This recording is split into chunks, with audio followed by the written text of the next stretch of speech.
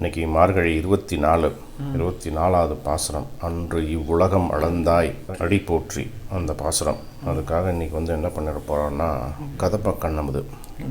எப்படி கதம்ப கண்ணமுது காக்கு கா கதம்ப கண்ணமுது கதம்ப பாயசம். பைத்தம்பருப்பு ஒரு பிடி, கடலப்பருப்பு ஒரு பிடி, கோதுமை ரவை ஒரு பிடி, நான் இது அரிசி இருக்கு இல்லையா, அரிசியை உடச்சுருக்கேன் மிக்சியில், அது ஒரு பிடி. இது நார்மல் ரவை, நம்ம கேசரிலாம் பண்ணுவோம்ல அந்த ரவை. அப்புறம் ஜவ்வரிசி எல்லாமே ஒரு பிடி. எவ்வளோ எடுத்துட்டுருக்கோன்னா அதுக்கு 1.5 பங்கு இல்லை 2 பங்கு கல்கண்டுலேயே இந்த முந்திரி பருப்பு திராட்சைலாம் வச்சுட்டேன். அப்புறம் தேங்காய் தேங்காய் அரைச்சிக்கலாம். வேணா ஜலம் இப்போ பால் அரைச்சி விட்டுக்கலாம், இல்லை இப்படி அரைச்சி விடலான்னு விடலாம். அப்புறம் ஏலக்காய், பச்சை கற்பூரம், குங்குமப்பூ, அவ்வளோதான். இந்த பாசுரத்தில் ஆண்டாள் நிறைய அவதாரத்தை பற்றி பேசியிருப்பா. இந்த வாமனாவதாரம் வரும், ராமாவதாரம் வரும், கிருஷ்ணாவதாரம் வரும். இன்னொரு விஷயம் என்னென்னா முருகப்பெருமான் வருவார், சைவம் வரும், திருஞான சம்பந்தர் வருவார், ஆழ்வார் வருவார், திருமங்கை ஆழ்வார் வருவார். எல்லாமே இருக்கும் இந்த பாசுரத்தில். அதனால் அது ஒரு கதம்பம். ஸோ அதனால தான் இன்றைக்கி இது பண்ண சொன்னீங்களா? ஆமாம். ஒரு 10 இருக்கிறனால தசாதாரம் அது ஒரு 10 இன்க்ரீடியன்ஸ் போட்டு கதம்ப கண்ணமுது இன்னைக்கு பார்க்கலாமா? எல்லாத்தையும் வறுத்துக்கணும். எல்லாமே போட்டு லேசாக கொஞ்சம் வறுத்துட்டுருவேன். இது அரிசி இருக்குல்ல, அரிசியை உடச்சுருக்கேன். ஏன்னா இது கொஞ்சம் வேகமாக இருக்குது எல்லாத்துக்கு மேலே. அப்புறம் கோதுமை ரவை, கோதுமை குருணை இல்லை கோதுமை ரவை. அப்புறம் இப்போ பைத்தம்பருப்பு, கடலப்பருப்பு, அப்புறம் ஜவ்வரிசி, நார்மல் ரவை, எல்லாத்தையும் வறுத்துக்கிறேன். அண்ணா தனித்தனியாக இருக்கணும்னு அவசியம் இல்லை, எல்லாம் கொஞ்சம் தானே இருக்குது, அப்படியே சேர்த்து அறுத்து. அதனால தான் அரிசி கூட நான் உடச்சிட்டேன். நான் முழுசாக இருக்க போது என்ன இதாங்க நல்லா வறுத்துனேன். வேறு இதை கலரே மாறி பார்த்தீங்களா? இப்போ ஜலத்தை கொதிக்க வச்சுருக்கேன். இந்த ஜலத்தை விட்டுருவேன். இப்போ கொஞ்சம் நல்லா வேகட்டும். கொஞ்சதுக்கப்புறம் அந்த சிம்பிளாக இந்த கல்கண்டை போட்டுட்டு தேங்காய் வேணால் தேங்காய் அரைச்சி விடலாம். அவ்வளோதான். சிம்பிள் இது. ஓகே. ஸோ இதில் இந்த பாசுரத்தில் நான் ஏற்கனவே சொன்ன மாதிரி எல்லாத்தையும் பார்க்கலாம். இது ஃபஸ்ட்டு வாமன அவதாரம்னு சொல்லியிருப்பான். ஏன்னா போன பாசுரத்தில் கண்ணன்ட்ட கடாட்சம் பண்ணி, கண்ணு மூலமாக கடாட்சம் பண்ணி சிங்க நடை போட்டு சிம்மாசனத்தில் உட்காரு அப்படின்னு சொல்லிட்டான். கண்ணை உடனே சரி வரேன் அப்படின்னு சொல்லிட்டு எழுந்துட்டான். எழுந்திருந்த உடனே அவளுக்கு ஆண்டாளுக்கு ஞாபகம் வருது, அந்த திருவடி இருக்கு இல்லையா, 3 அடி அளந்த திருவடி. ராமாவதாரத்தில் காடு மேடுலாம் அலைஞ்ச திருவடி. அதே மாதிரி கிருஷ்ணாவதாரத்தில் குழந்தையாக இருக்கும்போது அந்த சக்கடாசுரனை சக்கரத்தை மிதித்த திருவடி. இதெல்லாம் ஞாபகம் வருது அவருக்கு, ஆண்டாளுக்கு ஞாபகம் வருது. இவ்வளோ அந்த திருவடியை ஏற்கனவே கஷ்டப்பட்ட பகவானை நம்ம இன்னும் கஷ்டப்படுத்துகிறோமோ அப்படின்னு கவலை வந்துடுது ஆண்டாளுக்கு. ஏன்னா பெரியாழ்வாரோட பொண்ணு இல்லையா, பெரியாழ்வார் பாண்டிய மன்னன் கௌரவிக்கிறதுக்காக யானையில் வலம் வர வைக்கிறான். அப்போது பெரியாழ்வார் விஷ்ணு சித்தர், அந்த விஷ்ணு சித்தர் யானை மேலே உட்காந்துட்டு வரும்போது பெருமாளும் தாயாரும் கருட வாகனத்தில் வர ஆசீர்வாதம் பண்ணுறதுக்கு. அப்போது பெரியாழ்வார் நினச்சாராம், எனக்காக இவ்வளவு தூரம் என்னை ஆசீர்வாதம் பண்ணணும் அப்படின்னு வந்த அந்த பெருமாளை யாராவது கண்டுபட்டுருவாளோ, அந்த திருவடி நம்மளும் கஷ்டம் கொடுத்துட்டோமே அப்படின்னு சொல்லிட்டு பல்லாண்டு பல்லாண்டு பல்லாயிரத்தாண்டு பல கோடி 100,000 மல்லாண்ட தின்தோள் மணிவண்ணா உன் சேவடி செவ்வி திருக்காப்பு அப்படின்னு இந்த திருவடியை பற்றி பேசி பண்ணார். அந்த பெரியாழ்வாரோட பொண்ணு இல்லையா, திருவடியை பற்றி பல்லாண்டு பாடுறான். திருவடி போற்றி அப்படின்னு இந்த பாசுரத்தில் பாடுறான். ஸோ அதில் தான் சொல்கிறா, அன்று இவ்வுலகம் அளந்தாய். அன்று அப்படின்னா அன்னைக்குன்னு எடுத்துக்கூடாது. அன்று அப்படின்னு அவள் சொல்கிறது வேத காலம். இந்த வேத காலத்திலேயே இருக்கான் இந்த வாமன அவதாரத்தை பற்றி. அந்த உலகத்தையும் அளந்த திருவடி போற்றி, அந்த திருவடிக்கு போற்றி பல்லாண்டு பாடிட்டான். சென்றங்கு தென்னிலங்கை செற்றாய் திரள் போற்றி. தென்னிலங்கை அப்படின்னா ஸ்ரீலங்கா போய் ராவணனை வதம் பண்ண அந்த திரள் போற்றி. திரள்னா ஆற்றல், அந்த ஆற்றலுக்கு சொல்கிறான். அப்புறம் பொன்ற சகடம் உதைத்தாய் புகழ் போற்றி. அந்த சகடாசுரனை காலிலே உதைச்சி தள்ளினார் இல்லையா, அந்த புகழுக்கு ஒரு போற்றி சொல்லிட்டு கன்று குணிலா எரிந்தாய் கழல் போற்றி. அதாவது அந்த கிருஷ்ணாவதாரத்திலேயே ஒரே சமயத்தில் கண்ணுக்குட்டியாக ஒரு அசுரன், விளாம்பழமாக ஒரு அசுரன், ரெண்டு பேரும் ஒரே சமயத்தில் வந்தால் கிருஷ்ணாவதாரத்தில். அந்த கண்ணை வந்து என்ன பண்ணான்னா, கண்ணுக்குட்டியாக இருக்கிற அசுரனை தூக்கி விளாம்பழத்தில் மேலே போட்டு 2 பேரையும் வதம் பண்ணானா. அதை தான் இங்கே சொல்லுவா, கன்று குணிலாய் இருந்தாய். குணில்னா எரியறது. அந்த கண்குட்டியே வந்து எரியற கருவியாக யூஸ் பண்ணிட்டார். கல்லு கம்பு எல்லாம் எடுக்கல. அதே பகைவனையே, அதே அசுரனையே எரிஞ்சு எரியற கருவியாக எடுத்துட்டார். கன்று குணிலாய் இருந்தாய் கழல் போற்றி. கழல்னா என்னது? கால். கையில் தானே எரிஞ்சார். காலுக்கு போட்டுறீங்களாலே. ஏன் அப்படி? ஏன்னா அந்த கண்ணுக்குட்டியை எடுத்துட்டார். எடுத்து நல்லா விசிறணும். ஸோ அந்த விளாம்பழ மரமும் வதமாகணும். அங்கே இருக்கிற அசுரனும் வதமாகணும். அந்த அளவுக்கு எரியறதுக்கு என்ன வேணும்? ஃபோர்ஸ் வேணும். அந்த ஃபோர்ஸுக்கு கால் பலமாக நிற்கணும் தரையில். அப்போ தான் அந்த ஃபோர்ஸில் அடிக்க முடியும் இல்லையா? பேட்ஸ்மேன்லாம் அடிக்கிறா இல்லையா? கால் வந்து கரெக்டாக நின்றுண்டு அந்த பேட்டை வச்சா தான் அந்த அளவுக்கு ஃபோர்ஸ் போகும். அதுதான் சொல்கிறேன். கால் அங்கே நின்னா தான் கை அங்கே வேகம் போகும். அதனால கழல் போற்றி, அந்த காலுக்கு போற்றின்னு சொல்கிறான். அதை தான் கழல் போற்றி அப்படின்னு சொல்கிறான். அதுக்கடுத்து கோவர்தன மலையை எடுத்து பிடிச்சா இல்லையா? ஒரு வாரம் அங்கே இருக்கவாளுக்கு அந்த மழையிலேருந்து காப்பாற்றினான். இது எப்படின்னா, நம்ம இதிலெல்லாம் படத்துலலாம் பார்ப்போம், மலையை வந்து அப்படியே தூக்கி நிற்கும், சுண்டு வரல தூக்கி நிற்க மாதிரி இருக்கும் மலையை, கோவர்தன மலையை. கீழே எல்லாம் வந்து எல்லோரும் ஆயர்பாடி மக்கள் எல்லாத்தையும் கீழே நிப்பாட்டிடுவார் எல்லோரும் மழைக்கு. அந்த மலை வந்து பேஸ் வந்து கீழே இருக்கும், கூர்மையாக இருக்கிற அந்த கோன் இருக்கு இல்லையா, மலை உச்சி வந்து மேலே இருக்கும். ஆனால் வேதங்களில் சொன்னது வந்து துஷ்யந்த் வந்து இதில் வந்து வியாக்கியானம் சொல்கிறார். அப்படி வைக்கலையும் அவர் ரிவர்ஸில் பிடிச்சாராம் கண்ணன். நுனி வந்து பெருமாளோட கையில் இருக்கு, பேஸ் வந்து மேலே இருக்கான்.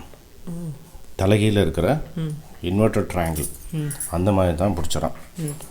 ஏன்னா அங்கே இருக்கிற மக்களெல்லாம் காப்பாற்றியாச்சு. அங்கே இருக்கிற ஆணிரைகள்லாம் இருக்கு இல்லையா, ஆடு மாடெல்லாம், அதெல்லாம் வந்து மேயறதுக்கு வசதியாக இருக்கணும்னு அப்படி தலைகீழாக பிடிச்சாராம். அந்த பிடிச்ச அந்த குணத்துக்கு போற்றி அப்படின்னு சொல்கிறான். ஒன்று குடையாய் எடுத்தாய் குணம் போற்றி அப்படின்னு அந்த குணத்துக்கு போற்றி சொல்கிறான். அதுக்கடுத்து பார்த்தோன்னு வச்சுக்கோ, முக்கியமான வரி, வென்று பகை கெடுக்கும் நின் கையில் வேல் போற்றி. எதை பற்றி சொல்கிறா? வேல் பற்றி சொல்கிறான். கையில் இருக்கிற வேல். இப்போ திருப்புகழ் பார்த்தோன்னு வச்சுக்கோங்க, எல்லா வரியிலையும் கடைசியில் வந்து பெருமாளே போற்றின்னு வரும். பெருமாளேன்னு வரும் திருப்புகழில். ஆமாம், இங்கே ஆண்டாள் பெருமாளை பற்றி பார்க்கும்போது வேல் போற்றின்ட்டா. சஷ்டி வேற இன்னைக்கு. இன்னைக்கு சஷ்டி தானே, வேல் போற்றி அப்படின்ட்டா.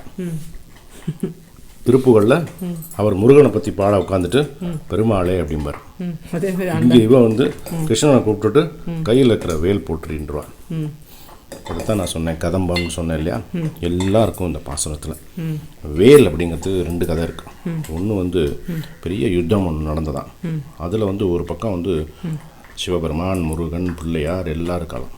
அந்த யுத்தத்தில் நாராயண் பெருமாள் வந்து ஜெயிச்சிருவார். அந்த சந்தோஷத்தில் முருகப்பெருமான் வந்து இந்த வேலை வந்து பெருமாளுக்கு கொடுத்தாராம். அவர் கையில் இருந்த வேல் எடுத்து பெருமாளுக்கு கொடுத்தாராம். அவர் வந்து பெருமாளுக்கு வந்து ஆயுதம் எல்லாமே வந்து சக்கரத்தாழ்வார் தான். அந்த வேல் எடுத்து சக்கரத்தாழ்வார் கொடுத்தாராம். கிட்டத்தட்ட ஒரு 23 ஆயுதம் இருக்குது சக்கரத்தாழ்வார்க்கு, சக்கரத்தோடு சேர்த்து. அந்த வேல் வந்து சக்கரத்தாழ்வார் அப்படின்னு சொல்லுவாள். அது ஒரு கதை. இன்னொரு கதை என்னென்னா, ஒரு சமயத்தில் திருஞான சம்பந்தர், சைவத்தில் வந்து அப்பர், சுந்தரர், சம்பந்தர் 3 பேர் வந்து மிகப்பெரிய நிலையில் இருந்தவாள். சைவ சித்தாந்தத்துக்கு ரொம்ப தூண் மாதிரி இருந்தால் அந்த 3 பேர். அப்போ ஒரு நாள் வந்து ஞான சம்பந்தர் உட்காந்துருக்கார் கோவிலில். திருமங்கை ஆழ்வார் வாசலில் அந்த வீதியில் போயின்னு இருக்கார். திருமங்கை ஆழ்வாரோட பற்றி பாடிட்டு போகிறா அவள் சிஷ்யாலாம். அப்போ திருமங்கை ஆழ்வார் போயின்னு இருக்கும்போது கோவில் வாசல் வந்து திருஞான சம்பந்தர் சிஷ்யாலாம் வந்து கூப்பிட்டு, எங்களுடைய சம்பந்தரோட உட்காந்து ஒரு பாட்டு பாடிட்டு போங்களேன் அப்படின்னு கூப்பிடுவா. யாரா? திருமங்கை ஆழ்வார். திருமங்கை ஆழ்வார் உள்ள வருவார், சம்பந்தர் உள்ள உட்காந்துருப்பார். திருஞான சம்பந்தங்கிறது வந்து வைஷ்ணவ சம்பிரதாயத்தில் நம்மாழ்வார் எப்படியோ அப்படி. அது வந்து பிறக்கும் போதே ஞானத்தோட பிறந்தவர் நம்மாழ்வார் மாதிரி. நம்ம வந்து படித்து கிடிச்சு ஞானம்லாம் வருதில்லை, அது கடவுளாக பார்த்து கொடுத்த ஞானம். அது மாதிரி திருஞான சம்பந்தர் பிறக்கும் போதே ஞான குழந்தை அது. அவர் உட்காந்துருக்கார், திருமங்கை ஆழ்வார் உட்காந்துருக்கார்.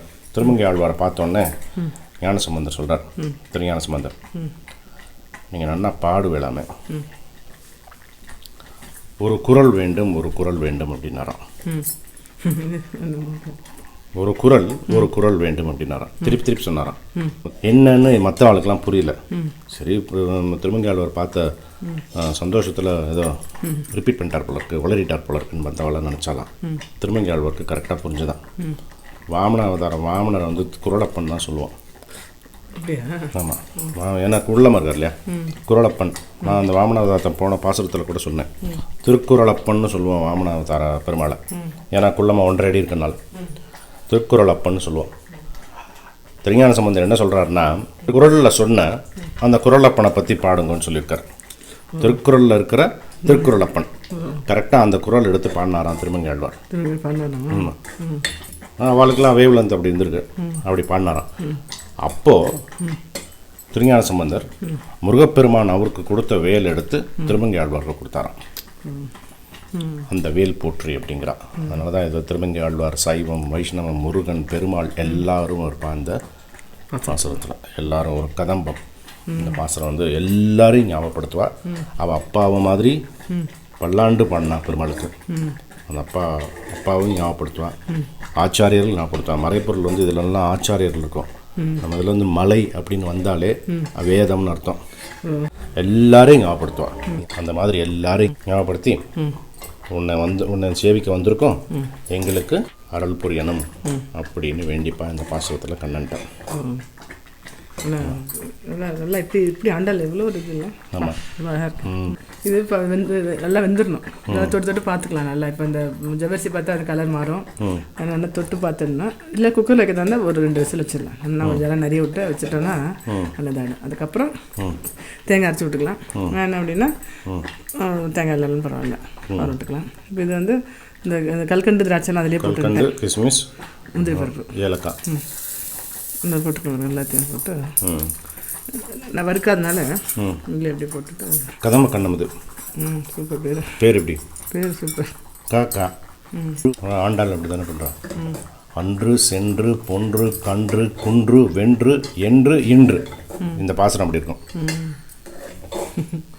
நல்லா ஆமாம், அது மாதிரி கதம்ப கண்ணமுது. இது தேங்காய் நான் அரைச்சி விடல இன்றைக்கி. வேணுன்னா அந்த டயத்தில் தேங்காய் அரைச்சி விடலாம். ஓகே. நான் உங்களுக்கு ரொம்ப நாளாக கேட்கணும்னு வச்சுருந்தேன். ஒரு வாட்டி திருமணம் வேறு கதை சொல்லும் போதும் அந்த பிரசாதம் பண்ணும்போதும் நினச்சிப்பேன். 3 அடி கேட்டார் இல்லையா பெருமாள் இடத்துல. அவர் ஒரு அடி வந்து மண்ணுலகம், இன்னொரு அடி விண்ணுலகம், 3ஆவது அடி அவர் தலையில் இருப்பான்னு. எனக்கு என்ன டவுட்னா, மண்ணுலகத்தில் இருக்கும்போது அந்த ராஜா அவனு தானே இருக்கான் அந்த இதில் மகாபலி. அது எப்படி அது கணக்காகும்? இதுக்கு வந்து வியாக்கியானம்லாம் இருக்குது. அது 3 அடி கேட்குற பெருமாள். மகாபலி வந்து தந்தேன் அப்படின்னு சொல்லிடுவான். 1 அடி எடுத்து வைப்பார், விஸ்வரூபம் எடுத்துருவார், மண்ணுலகம் ஃபுல்லாக கவர் பண்ணிடுவார். 2ஆவது அடியில் விண்ணுலகம் ஃபுல்லாக கவர் பண்ணிடுவார். இனிமேல் 3ஆவது அடி வைக்கிறதுக்கு இடமே கிடையாது. அப்போ பலிகிட்ட கேட்பார், பலி சக்கரவர்த்திட்ட, இந்த 3ஆவது அடியை நான் எங்கே வைக்கணும் அப்படின்னா. அப்போ வந்து அவனே வருவான், வந்து என்னோட தலையை காமிச்சு இங்கே வைங்க பெருமாளே அப்படின்னு. இது எதை குறிக்குது அப்படின்னா, பெருமாள் வந்து கேட்குறார், அவன் வந்து யாகத்தில் வந்து கேட்டவாளுக்கு கொடுக்கணும் அப்படின்னு சங்கல்பம் எடுத்துட்டு பண்ணுறான். ஆனால் அவன் வந்தால் தானே வந்து என் தலையில் வைங்கோ அப்படின்னு சொல்லும் போதே புரியலையா நான்கிற அகம்பாவம் இருக்குது அப்படின்னு. அவனுக்கு இந்த கொஸ்டினே வரலையே, நமக்கு இந்த கொஸ்டின் வந்தது. பெருமாள் வாமன அவதாரம் வந்த காரணம் என்ன? அவனுடைய கர்வத்தை அழிக்கிறதுக்கு தான். அந்த கர்வத்தை மட்டும் அழிக்கணும். ஏன்னா மிச்சத்துலலாம் நல்லவன், நல்ல ஆட்சி பண்ணுறான், நல்ல பக்தியாக இருக்கான். ஆனால் அந்த கர்வம் மட்டும் இருக்குது, அதை மட்டும் அழிக்கிறதுக்கு தான் வந்தார். அது அழியிலையே.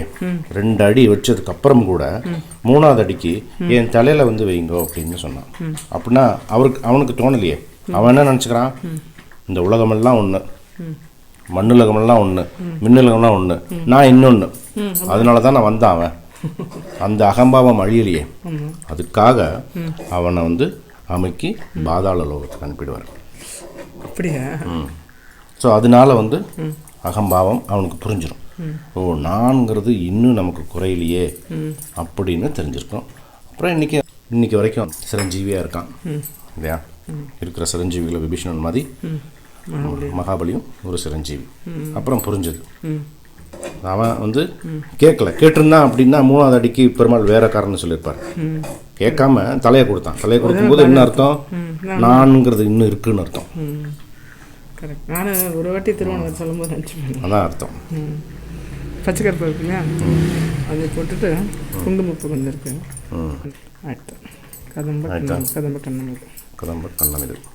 நம்ம நார்மல் நெய் விட்டுறது நெய்யில் எண்ணெய் வந்து விடலாம், வறுத்துட்டு போட்டுட்டு நீங்கள் தேங்காய் பால் விட்டோ இல்லை நார்மல் பால் விட்டோம்னா ரொம்ப நல்லாயிருக்கும். நீங்கள் ஆண்டாளுக்கு பிரசாதம் கிடைக்கும். இந்த பாசுரத்துக்கு தான் கதம்ப கண்ணமிது பண்ணிட்டேன். Super, thanks Yashu. திருப்பாவை பாசுரம் 24, ராகம் சிந்து பைரவி.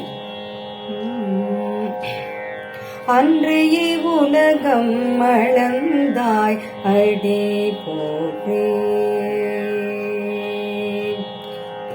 அன்றையே உலகம் அளந்தாய் அடி போற்றே, சென்றங்கு தென்னிலங்கை செற்றாய் திரள் போற்றே, அன்றையே உலகம் அளந்தாயடி போற்றே, சென்றங்கு தென்னிலங்கை செற்றாய் திரள் போற்றே, பொன்ற ஜகடம் உதைத்தாய், பொன்ற ஜகடம் உதைத்தாய் புகழ் போற்றே, பொன்ற ஜகடம் உதைத்தாய் புகழ் போற்றே, கன்று கொடிலாய் எரிந்தாய் கழல் போற்றே, கன்று கொடிலாய் எரிந்தாய் கழல் போற்றே, குன்று குடையாய் எடுத்தாய் குணம் போற்றே, வென்று பகை கிடைக்கும் நின் கையில் வேல் போற்றே, குன்று குடையாய் எடுத்தாய் குணம் போற்றே, வென்று பகை கெடுக்கும் நின் கையில் வேல் போற்றே, என்றென்றும் சேவகமே என்றென்றும் சேவகமே ஏத்தி பறை கொள்வான், என்றென்றும் சேவகமே ஏத்தி பறை கொள்வான், இன்றையா வந்தோம் இறங்கேலோரெம்பாவான்,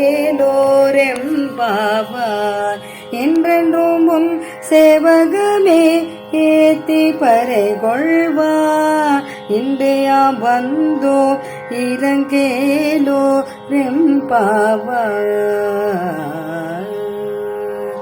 ஆண்டாள் திருவடிகளே சரணம்.